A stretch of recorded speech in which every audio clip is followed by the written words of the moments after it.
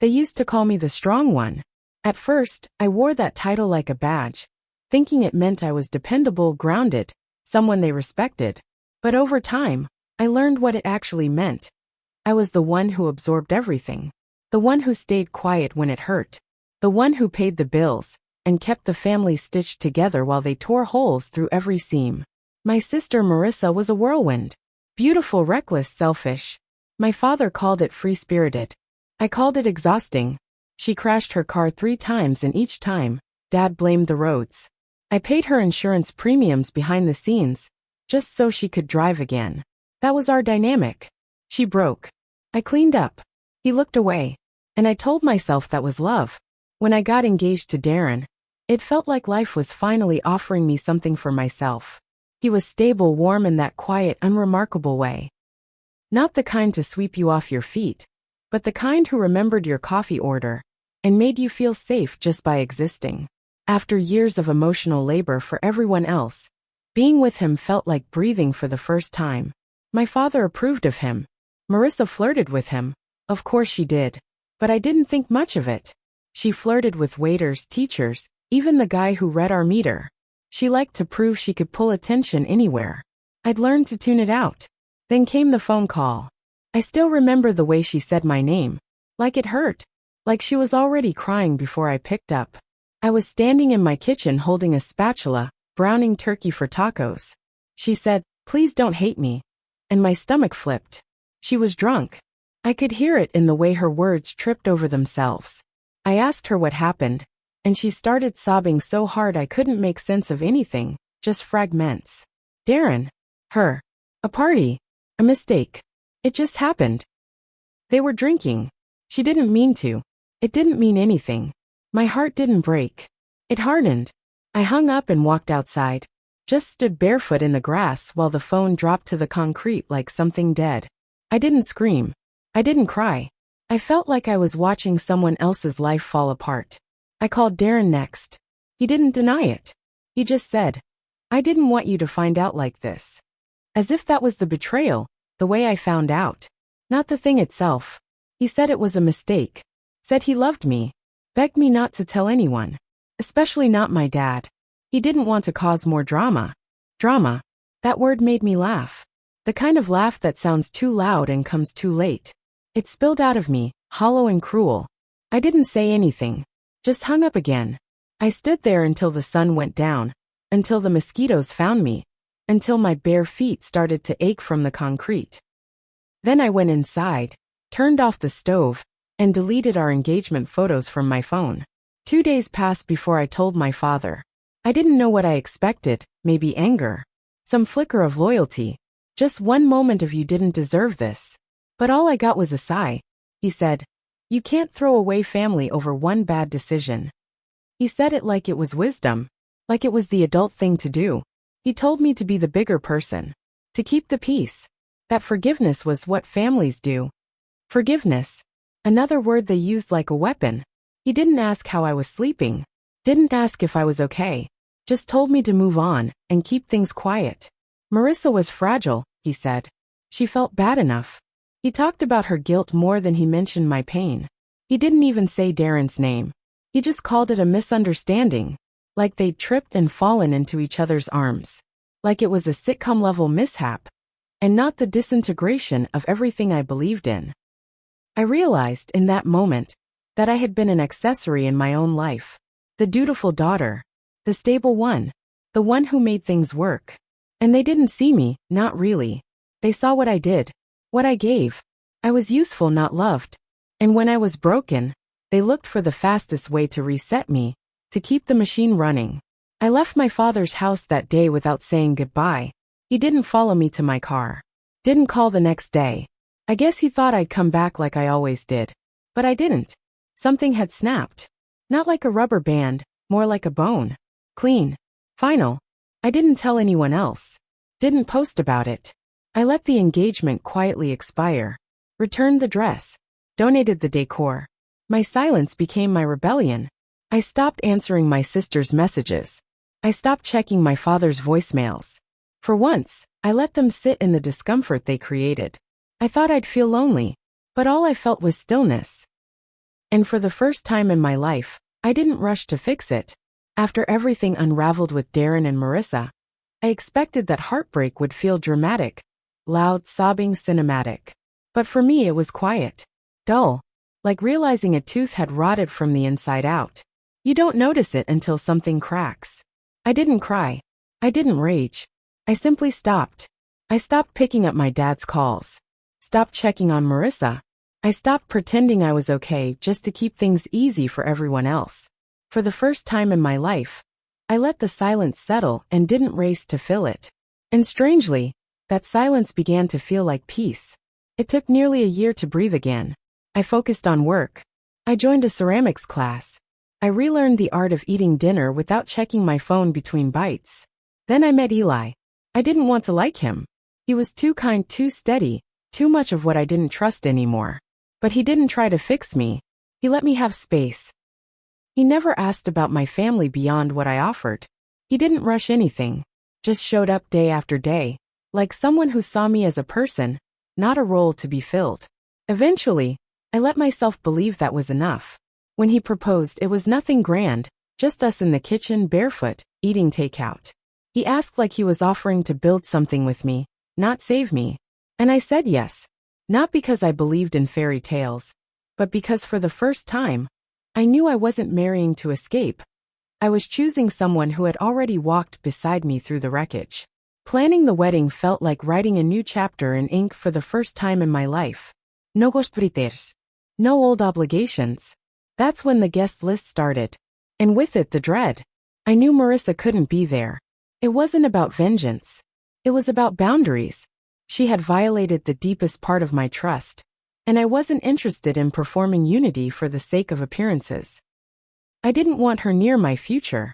I didn't want to look over my shoulder on the most honest day of my life and see the reason I'd once stopped believing in love. So I didn't invite her. Plain and simple. My stomach twisted the day I told my father. I shouldn't have cared anymore, but some bruised part of me still hoped he'd surprise me. He didn't. His voice got hard the moment I said Marissa's name wouldn't be on the list. She's your sister, he snapped. This isn't the time to be petty. I reminded him what she had done. He dismissed it like it was ancient history. People make mistakes, he said. You need to get over it. Don't let this ruin the family. That word again, family. It had become a leash they yanked every time I tried to run. When I stood my ground, he didn't hesitate. He said, if she's not invited, I won't come either. Just like that. No pause. No regret. And I said, then don't. It didn't even shake me. I thought it would. I thought I'd hang up and sob or spiral or doubt myself. But I didn't. I felt clean. Empty in the way a wound feels once you've finally pulled out the glass. That conversation was the last time I spoke to him before the wedding. He didn't call back. He didn't try to bargain. He thought I'd fold like I always had. But I was done carrying their mess in my purse like a survival kit. For the first time in my life I chose me. Called Rick that same week. He was my best friend's dad, but more of a father to me than Harold had ever been. He taught me how to drive. Drove me to college when mine couldn't be bothered. Sat with me on the porch the night I found out about Marissa and Darren and just let me talk until my throat was raw. I asked him if he would walk me down the aisle. He didn't even let me finish the question. Of course, sweetheart, he said. You've always been one of mine. We didn't make an announcement about my dad not coming. We didn't issue statements or answer questions. I let people wonder. I let them whisper. I didn't care anymore. This wedding was mine. It wasn't a stage for family reconciliation. It was a doorway into a life that didn't require me to bleed quietly for everyone else. Every detail was intentional. The flowers I liked. The dress that felt like breathing. The people who had actually shown up for me. That's all I wanted. That's all I needed. The night before the wedding, I sat alone on the porch of our rental cabin. I watched the wind move through the trees, thinking about all the things I wasn't bringing into this next chapter. I thought about how many years I'd wasted trying to be good enough for a father who never really saw me. I thought about Marissa and whether she even felt guilty, or just inconvenienced. Then I let them both go. I pictured them floating downstream like leaves I'd finally unclenched. I slept deeply that night for the first time in years. The morning of my wedding, I stood in front of the mirror and didn't recognize myself.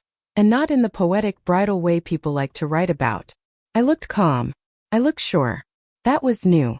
My hair was pinned up, my dress was simple, elegant. No la sé. No drama. I wasn't dressing for a fairy tale. I was dressing for a life I had chosen, a day I had built from scratch. There were no shadows behind me. No father waiting in the wings to fake pride. No sister smiling through teeth I no longer trusted. Just me. And the life I finally owned. Rick arrived right before the ceremony. He looked nervous but proud, in the way only someone who genuinely loves you can. He held out his arm and asked, "You ready?" I nodded. We stepped out into the soft hush of a quiet field surrounded by people who had held space for me in all the years I'd been holding it for everyone else. There were no whispers about who wasn't there. No tension about who was watching. Just wind and soft music and Eli waiting at the end of the aisle with eyes that didn't flinch. When Rick handed me off, he whispered, "No one else deserved this moment but you." I didn't think about my father during the vows. I didn't think about Marissa. They didn't belong there. I said my promises, looked Eli in the eyes, and sealed a chapter one hadn't realized was already closed. The wedding wasn't a triumph. It wasn't even a celebration, really. It was a line in the sand, a boundary finally made real. I had built a life without them, and it hadn't collapsed. The ground didn't open. I didn't implode. I simply lived, and it was enough. 2 weeks after the wedding, I got a text from my father. "Need a little help this month. Electric's past due." No greeting. No acknowledgement of what he'd missed. No apology for the things he didn't say, the years he didn't show up. Just the expectation that I would keep being the faucet he could turn on when things got tight. I stared at it for a long time. Then I deleted it. No response. I blocked his number and erased the thread. I didn't owe an explanation. Not anymore. That kind of access was revoked the moment he chose silence over presence. That's when the calls started. Blocked numbers. Unknown names. Voicemails from borrowed phones. First polite, then irritable. Then nasty. Marissa sent an email with the subject line, "We're still family." It was 2 paragraphs of guilt-wrapped manipulation. She missed me. She hated how things turned out. But we were sisters. Blood. That word again. As if shared DNA was a credit line they could overdraft forever. I didn't respond. I archived it, then removed her from every account I'd ever helped her open. Canceled the car insurance she never transferred to her own name. Shut down the card she used for emergencies. Her emergencies had always been my responsibilities. Not anymore. Dad left another voicemail 3 days later. "You can't just erase us." He sounded angry, more insulted than hurt. As if I'd betrayed him by not letting him betray me twice. He said I was punishing the family. That I was being selfish. I laughed when I heard that part. Out loud, bitter and sharp. The kind of laugh that sounds like grief with its nails out. I had been selfish once in my life, when I stopped letting them drain me. And they called that cruelty. They didn't miss me. They missed what I did for them. I didn't tell Eli about the calls right away. I was ashamed of how long I'd let it go on. How many years I'd covered for people who would never return the favor. But when I did, he didn't judge me. He just held my hand and said, "They'll learn. Or they won't. But either way, it's not yours anymore." He was right. I couldn't carry their consequences like inheritance. I had let them siphon me dry for years. Now that the well had closed, they were thirsty and angry. In the weeks that followed, more fallout. A mutual friend told me Marissa's car had been repossessed. She was crashing at a friend's apartment. Dad missed a rent payment. I said nothing. Did nothing. My instinct was to fix. That muscle was still there, twitching, reaching. But I kept it still. I made tea. I walked my dog. I folded laundry and listened to old jazz records. I didn't reach out. I didn't apologize. I let them experience the silence they had given me so many times. The surprising thing? It didn't feel like revenge. It felt like rest. It happened on a Tuesday afternoon. I had the day off work and was halfway through organizing the linen closet when I heard the knock. 3 sharp, deliberate raps. I knew who it was before I even looked. There's a certain kind of dread that settles into your body when a ghost from your past tries to walk back through a door they once refused to knock on. I peeked through the window and saw him, my father. standing on the porch with his shoulders squared like this was his house, like this conversation was something I owed him. I didn't want to open the door. Everything in me screamed to leave him standing there. But curiosity, old habits, made me twist the knob and step into the threshold. I didn't invite him in. I just waited. He looked older, thinner, not fragile but softened somehow. The edges weren't so sharp anymore. For a moment, I thought I saw regret on his face. But then he spoke, and that illusion shattered. I was in the neighborhood, he said. Thought I'd check on you. No mention of the wedding. No acknowledgement of the months of silence. Just this forced familiarity like we were a father and daughter again. I'm fine, I said. My voice didn't shake. He nodded, glanced past me into the living room like he was expecting to be welcomed in, like the past hadn't happened. I know we haven't talked, he said, but things have been hard lately. And there it was. The real reason. I didn't say anything. I let the silence do the work. Marissa's been staying with me, he continued. The car's gone. Rent's late. She's trying but she's struggling. Still I said nothing. I wanted to see how far he'd go. I thought maybe, he said slowly, you could help a little. Just until things stabilize. He said it like it was a favor. Like it was the most natural thing in the world. Like he hadn't skipped my wedding and then come crawling back with his hands out. My stomach turned. But I held still. I need to ask you something, I said. And I want the truth. He looked at me wary now. If I had asked you not to invite Marissa to my wedding, I said. If I had begged you to choose me, would you have done it? He blinked. His mouth opened, closed. And then he said, that's not fair. It's honest, I said. Answer the question. He looked away down at the porch then back at me. She's your sister, he said. You don't just cut off family because they mess up. So no, I said. You wouldn't have chosen me. He exhaled, frustrated. This isn't about choosing sides. It's about being adults. No, I said quietly. It's about accountability. And none of you have ever wanted it. He shifted his jaw tight. You're punishing us. I'm protecting myself, I said. There's a difference. The silence between us stretched. He looked smaller now. Not because I was taller or stronger, but because I'd stopped needing anything from him. The pedestal I used to put him on had crumbled, and now all that was left was a man who had never once showed up when it mattered. You've always been ungrateful, he muttered. I laughed sharp, humorless. No, I was always useful. And now that I'm not, you're angry. He turned then, stepping down from the porch, muttering something under his breath. He didn't say goodbye, didn't apologize. Just got in his truck and slammed the door harder than necessary. As he drove off, I didn't feel satisfaction. I felt still. Settled. Like I'd finally watched the final scene of a story I'd been too afraid to end. I stood there for a while after he left, letting the breeze move through me. Then I went inside, locked the door and poured myself a glass of water. I sat at the kitchen table and let the weight of the encounter settle across my shoulders. Not heavy but solid. Real. There had been no screaming, no thrown words, no tears. Just truth. Finally unedited.